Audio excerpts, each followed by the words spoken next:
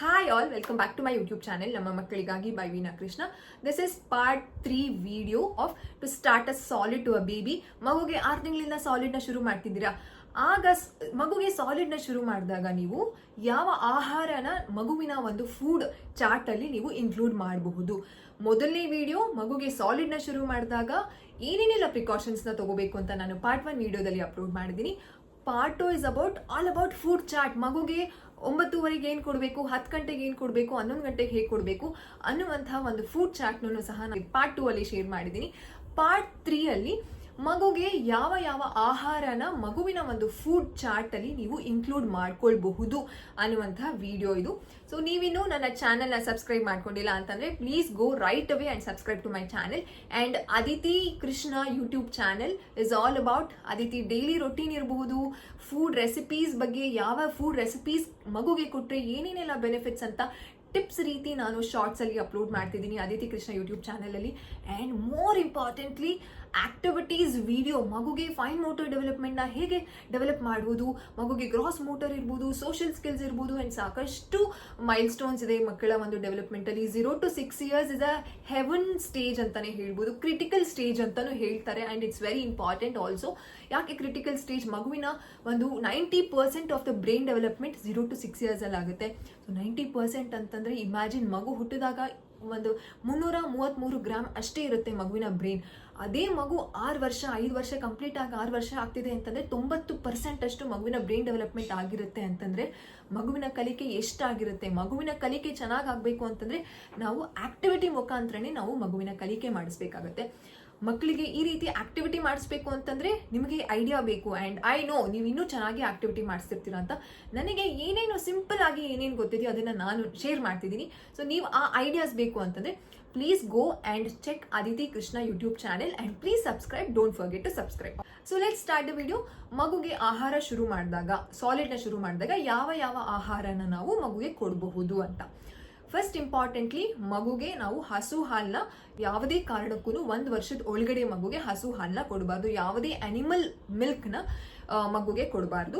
ಬರೀ breast milk ಅಥವಾ formula milk ನ ನಾವು 6 ತಿಂಗಳು 1 ವರ್ಷದವರೆಗೂ ಕೊಡ್ಬೋದು. 6 ತಿಂಗಳಿಂದ ನಾವು ಮಕ್ಕಳಿಗೆ ಯಾವ ಆಹಾರ ಶುರು ಮಾಡೋದು ಅಂತಂದ್ರೆ ಫಸ್ಟ್ ಒನ್, ಎಲ್ಲ ಹಣ್ಣುಗಳನ್ನ ನೀವು ಶುರು ಮಾಡ್ಬೋದು. ಅಂತಂದ್ರೆ ನಮಗೆ ಸೀಸನಲ್ ಫ್ರೂಟ್ಸ್ ಅಂತಂದ್ರೆ ಈಗ ಪಪಾಯ ಇರ್ಬೋದು, ಸಪೋಟ ಇರ್ಬೋದು, ಆಪಲ್ ಇರ್ಬೋದು, ದಾಳಿಂಬೆ ಇರ್ಬೋದು, ಅಂಡ್ ಪೇರ್ ಫ್ರೂಟ್ ಇರ್ಬೋದು, ಡ್ರ್ಯಾಗನ್ ಫ್ರೂಟ್ ಇರ್ಬೋದು. ಈಗ ಫ್ಯಾಷನ್ ಫ್ರೂಟ್ ಅಂತ ಏನೇನೋ ಫ್ರೂಟ್ಸ್ಗಳು, ಈಗ ಔಟ್ ಆಫ್ ಕಂಟ್ರೀಸ್ ಫ್ರೂಟ್ಸ್ ಎಲ್ಲ ನಮಗೆ ಈಗ ಅವೈಲಬಿಲಿಟಿ ಇದೆ. ಆ ಹಣ್ಣುಗಳನ್ನು ನೀವು ಕೊಡ್ಬೋದು.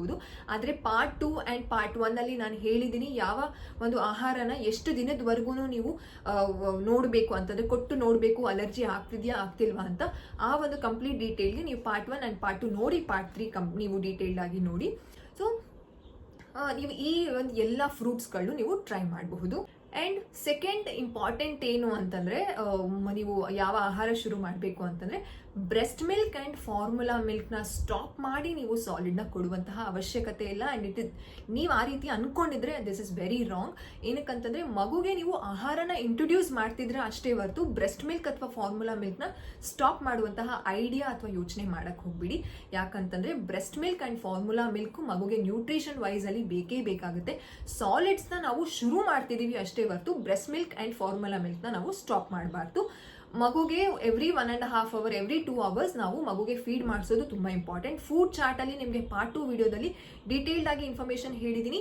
ಹೇಗೆ ನೀವು ಅಲಾಂಗ್ ವಿತ್ ಬ್ರೆಸ್ಟ್ ಫೀಡಿಂಗ್ ಅಥವಾ ಫಾರ್ಮುಲಾ ಮಿಲ್ಕ್ ನೀವು ಸಾಲಿಡ್ ನ ಶುರು ಮಾಡಬಹುದು ಅಂತ ನಿಮಗೆ ಪಾರ್ಟ್ 2 ಅಲ್ಲಿ ನಿಮಗೆ ಗೊತ್ತಾಗುತ್ತೆ. ಅಂಡ್ ಸೆಕೆಂಡ್ ಒನ್ ಅಲ್ಲಿ ಯಾವುದೇ ನೀವು ಹಣ್ಣನ್ನ ಕೊಡ್ಬೇಕಾದ್ರೆ ಚೆನ್ನಾಗಿ ಮ್ಯಾಶ್ಡ್ ಮಾಡಿ ಪ್ಯೂರಿ ಫಾರ್ಮ್ ಅಲ್ಲಿ ಕೊಡಿ. ಮಿಕ್ಸರ್ ಹಾಕಿ ಗ್ರೈಂಡ್ ಮಾಡಿ ಕೊಡಬೇಡಿ. ಬನಾನಾನ ಕೆಲವರು ಗ್ರೈಂಡ್ ಮಾಡಿ ಕೊಡ್ತಾರೆ. This is so bad. ಯಾವುದನ್ನೇ ನೀವು ಗ್ರೈಂಡ್ ಮಾಡಬೇಡಿ. ನಮಗೆ ದೇವ್ರು 2 ಕೈ ಎಷ್ಟು ಶಕ್ತಿಯಾಗಿ ಕೊಟ್ಟಿದ್ದಾನೆ ಅಲ್ವಾ, ಹಣ್ಣನ್ನ ಮ್ಯಾಶ್ ಮಾಡದಿರೋಷ್ಟು ಶಕ್ತಿ ಇಲ್ವಾ ನಮಗೆ? You think? ಪ್ಲೀಸ್, ಮಿಕ್ಸರ್ಗಿಂತ ನಮ್ಮ ಕೈ ವೆರಿ ಸ್ಟ್ರಾಂಗ್. ಸೊ ಹೆಣ್ಮಕ್ಳೇ ಸ್ಟ್ರಾಂಗ್ ಗುರು. So you can definitely mixie ತರಾನೇ ನಿಮ್ಮ ಕೈ ವರ್ಕ್ ಆಗುತ್ತೆ. ಸೊ ಪ್ಲೀಸ್ ನಿಮ್ಮ ಒಂದು ಕೈನ ಯೂಸ್ ಮಾಡಿ ಮಗುಗೆ ಮ್ಯಾಶ್ ಮಾಡಿ ಚೆನ್ನಾಗಿ, ಅಥವಾ ಮ್ಯಾಶರೇ ಬರುತ್ತಲ್ಲ ಅದರಲ್ಲಿ ಮ್ಯಾಶ್ ಮಾಡಿ ಮಗುಗೆ ಪ್ಯೂರಿ ಫಾರ್ಮ್ ಅಲ್ಲಿ ಕೊಡಿ. ತುಂಬಾ ಸಾಫ್ಟ್ ಫುಡ್ ನ ಮಗುಗೆ ಕೊಡಬಹುದು. ಎಲ್ಲ ಹಣ್ಣುಗಳನ್ನು ಕೊಡಬಹುದು, ಪ್ಯೂರಿ ಫಾರ್ಮ್ ಅಲ್ಲಿ ಕೊಡಿ. ಅಂಡ್ ನೆಕ್ಸ್ಟ್ ಎಲ್ಲ ಒಂದು ವೆಜಿಟೇಬಲ್ಸ್ ಸಹ ನೀವು ಬೇಯಿಸಿ ಅದನ್ನ ಪ್ಯೂರಿ ಮಾಡಿ ಕೊಡಬಹುದು. ಅಂತಂದ್ರೆ ಯಾವುದು ಅಂತಂದ್ರೆ ಸ್ವೀಟ್ ಪೊಟ್ಯಾಟೊ ಕೊಡಬಹುದು, ಪಂಪ್ಕಿನ್ ಕೊಡಬಹುದು, ಫ್ರೆಂಚ್ ಬೀನ್ಸ್ ಅಂತ ಬರುತ್ತಲ್ಲ ಅದನ್ನ ಕೊಡಬಹುದು, ಆಲೂಗೆಡ್ಡೆ ಕೊಡಬಹುದು, ಕ್ಯಾರೆಟ್ ಕೊಡಬಹುದು, ಬೀಟ್ರೂಟ್ ಕೊಡಬಹುದು, ಬಟಾಣಿ ಕೊಡಬಹುದು, ಬ್ರೊಕೋಲಿ ಕೊಡಬಹುದು, ಕ್ಯಾಬೇಜ್ ಸಹ ಕೊಡಬಹುದು, ಕಾಲಿಫ್ಲವರ್ ಕೊಡಬಹುದು, ಆ್ಯಂಡ್ ಬೇರೆ ಇದು ಯಾವುದು ಸೋರೆಕಾಯಿ ಕೊಡ್ಬೋದು, ಬಾಟಲ್ ಗಾರ್ಡ್ ಅಂತ ಹೇಳ್ತೀವಲ್ಲ, that is also very important ಮಕ್ಕಳಿಗೆ. ಈ ಎಲ್ಲ ತರಕಾರಿಗಳನ್ನು ಕೊಡ್ಬೋದು. ಯಾವ ತರಕಾರಿ ಕೊಡಬಾರ್ದು ಅಂತಂದರೆ ಕಹಿ ಇರುವಂತಹದ್ದು, ಈಗ ಆಗಲಕಾಯಿ ಇರಬಹುದು, ಆ್ಯಂಡ್ ಅದು ತೊಂಡೆಕಾಯಿ ಇರಬಹುದು, ಆ್ಯಂಡ್ ಇನ್ನೊಂದು ಯಾವುದು ಅದು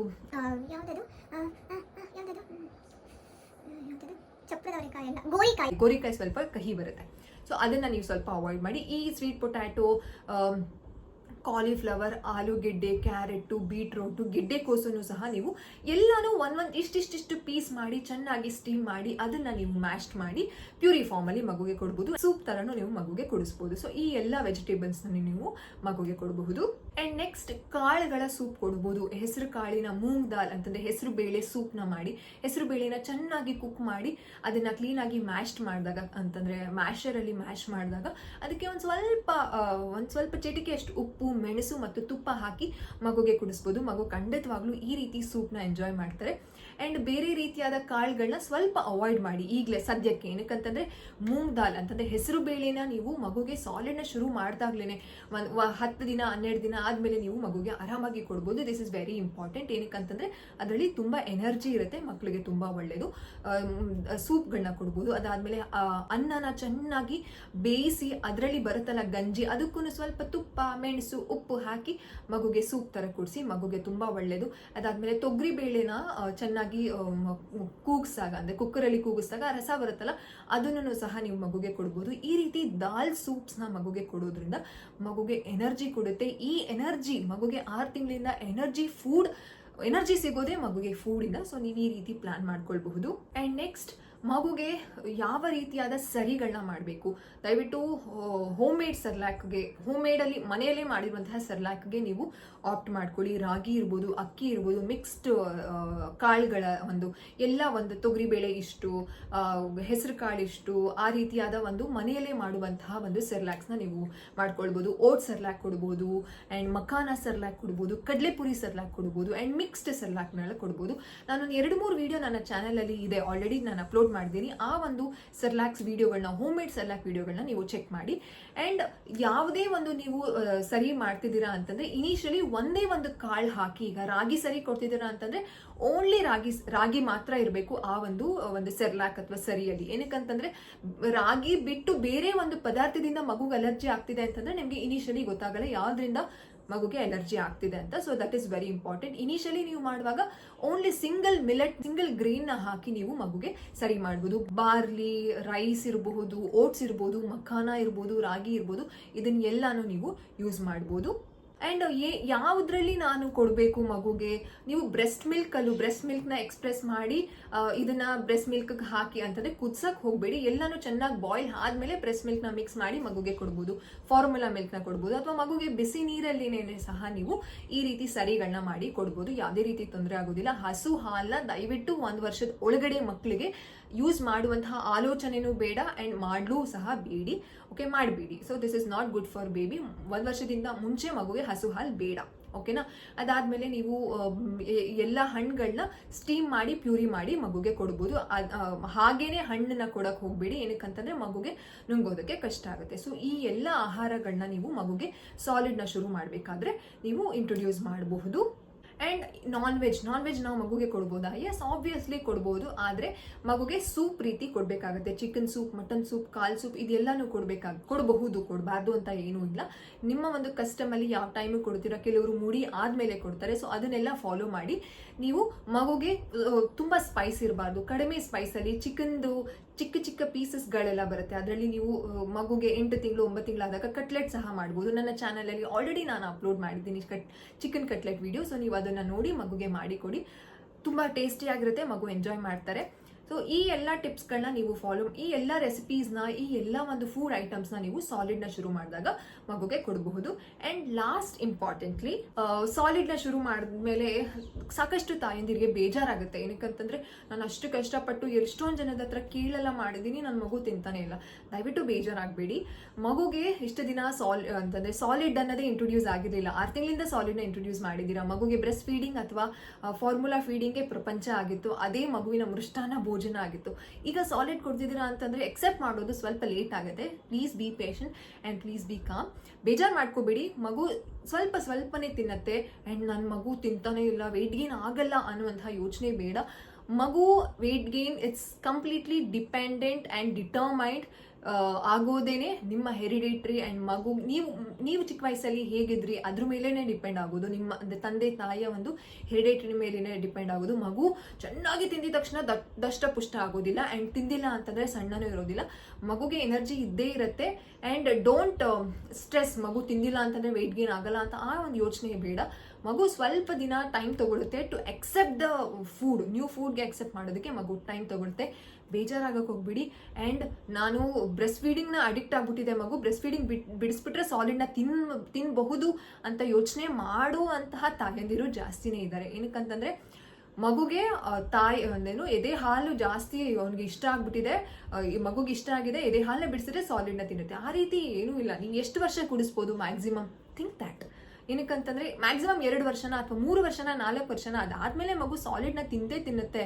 that is not a complete life long ಒಂದು ಲೈಫ್ ಲಾಂಗ್ ಇರೋದಿಲ್ಲ ಅಲ್ವಾ. ಬ್ರೆಸ್ಟ್ ಮಿಲ್ಕಲ್ಲಿ ಇಟ್ಸ್ ಅಮೃತಕ್ಕೆ ಸಮಾನ. ಬ್ರೆಸ್ಟ್ ಮಿಲ್ಕಲ್ಲಿ ಸಾಕಷ್ಟು ಒಂದು ನ್ಯೂಟ್ರಿಯೆಂಟ್ ಅಂಶ ಇರೋದ್ರಿಂದ ಎಷ್ಟು ದಿನ ಕುಡಿಸೋದಕ್ಕಾಗುತ್ತೋ ಅಷ್ಟು ದಿನ ಕುಡಿಸಿ. ಸಾಲಿಡ್ಗೂ ಬ್ರೆಸ್ಟ್ ಮಿಲ್ಕ್ಗೂ ಯಾವುದೇ ಸಂಬಂಧ ಇಲ್ಲ, ಅದನ್ನು ಅರ್ಥ ಮಾಡ್ಕೊಳ್ಳಿ. ಸೊ ನೀವು ಇದನ್ನ ಪ್ಲಾನ್ ಮಾಡ್ಕೊಳ್ಳಿ. ಸಾಲಿಡ್ನ ಶುರು ಮಾಡಿದ ತಕ್ಷಣ ಬ್ರೆಸ್ಟ್ ಮಿಲ್ಕ್ ಅಥವಾ ಫಾರ್ಮುಲಾ ಮಿಲ್ಕ್ನ ಕಡಿಮೆ ಮಾಡ್ತೀನಿ ಆ ರೀತಿ ಬೇಡ. ಪಾರ್ಟ್ 2 ಅಲ್ಲಿ ನಾನು ಯಾವ ರೀತಿ ನೀವು ಟೈಮ್ನ ಟ್ರ್ಯಾಕ್ನ ಮಾಡ್ಕೋಬೇಕು, ಯಾವ ಟೈಮಲ್ಲಿ ಯಾವುದನ್ನ ಕೊಡಬೇಕು, ಬ್ರೆಸ್ಟ್ ಮಿಲ್ಕ್ ಮತ್ತು ಫಾರ್ಮುಲಾ ಮಿಲ್ಕ್ ಕಡಿಮೆ ಆಗದೇ ಇರೋ ರೀತಿ ನೀವು ಫುಡ್ ಚಾರ್ಟ್ನ ಹೇಗೆ ನೀವು ಇಂಟ್ರೊಡ್ಯೂಸ್ ಮಾಡ್ಕೋಬೇಕು ಮಗುಗೆ ಅಂತ ಪಾರ್ಟ್ 2 ಅಲ್ಲಿ ಇದೆ. ಅದನ್ನು ಒಂದ್ಸಲ ಹೋಗಿ ಚೆಕ್ ಮಾಡಿ.